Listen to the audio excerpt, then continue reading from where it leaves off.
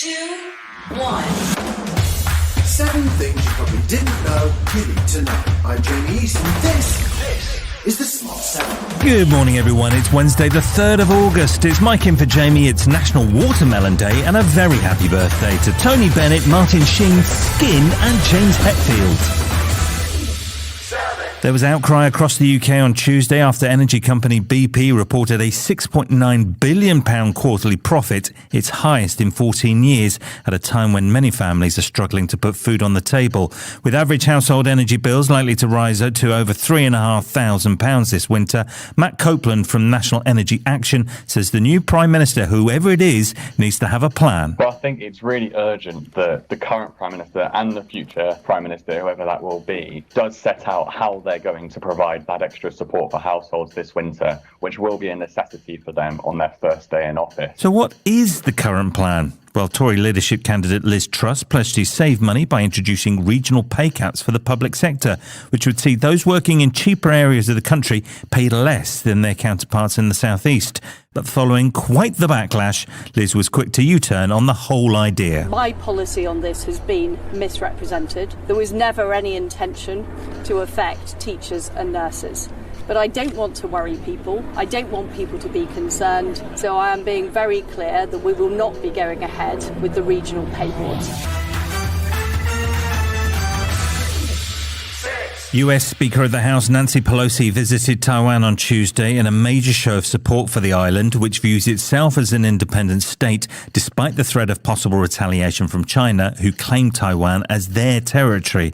In a meeting with the Taiwanese president, Tsai Ing-wen, on Tuesday, Pelosi called Taiwan an island of resilience. The people of Taiwan have proven to the world that with hope, courage, and determination, it is possible to build a peaceful and prosperous future. But her visit came at a time when relations between the US and China are already fraught. Later on Tuesday, the Taiwan Defense Ministry accused Chinese military exercises of encroaching on the island's territory in response to Pelosi's visit, and Chinese Communist Party spokesperson Victor Gao says there will be further consequences. China is fully prepared to take actions starting from today whenever her plane enters into the space of Taiwan.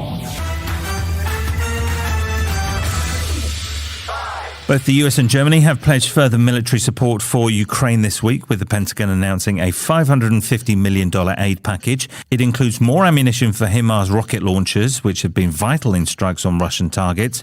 But former Labour leader Jeremy Corbyn has criticised other countries' involvement in the war and reckons everybody should give peace a chance. What I find disappointing is that hardly any of the world's leaders use the word peace. They always use the language of more war and more bellicose war. Meanwhile, in his nightly address, Ukrainian President Zelensky confirmed his country's ongoing support for the Black Sea Grain Initiative, as well as rallying his troops. Today I want to thank all our warriors who destroy Russian logistics, who destroy the occupiers' ammunition, and who do not leave the occupiers a single safe place on our land.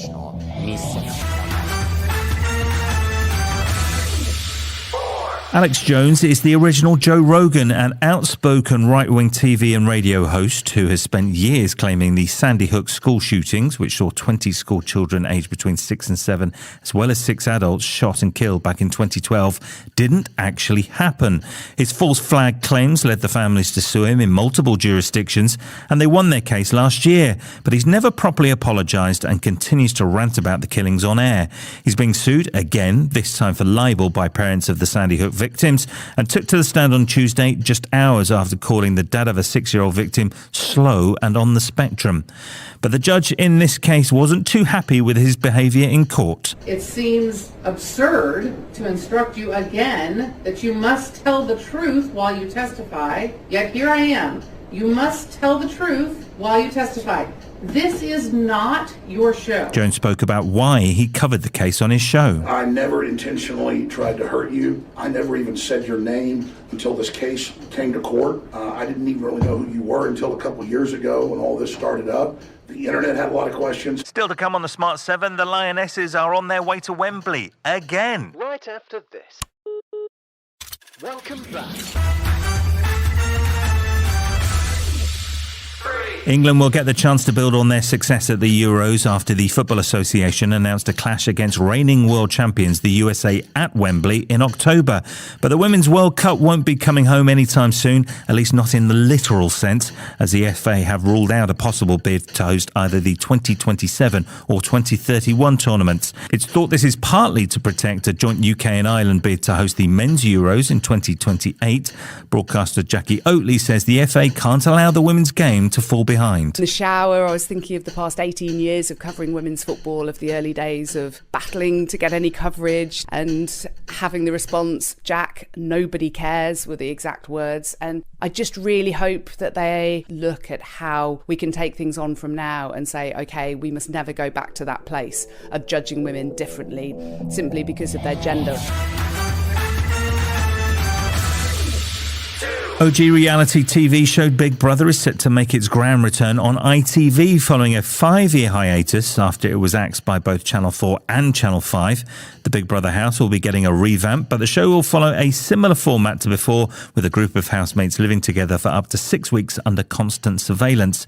And our very own Jamie East, who presented the spin-off Big Brother's Bit on the Side, has been talking about his experiences of working on the show. I spent many years on the audition circuit with the production crew and was allowed to pick my own housemates at one point. Wow. And the best ones are always the ones that will just think they're going to be rubbish. The ones that think they're going to be great are inevitably a huge disappointment. Buckle up, the new series will be launched on ITV2 next year.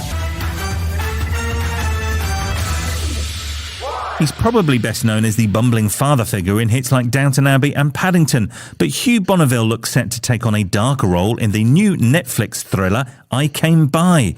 The film follows 2 graffiti artists who break into the homes of England's elite but discover a sinister secret in the basement of a former High Court judge, played by Bonneville. It's set to premiere later this month, so grab your popcorn. This one looks really good.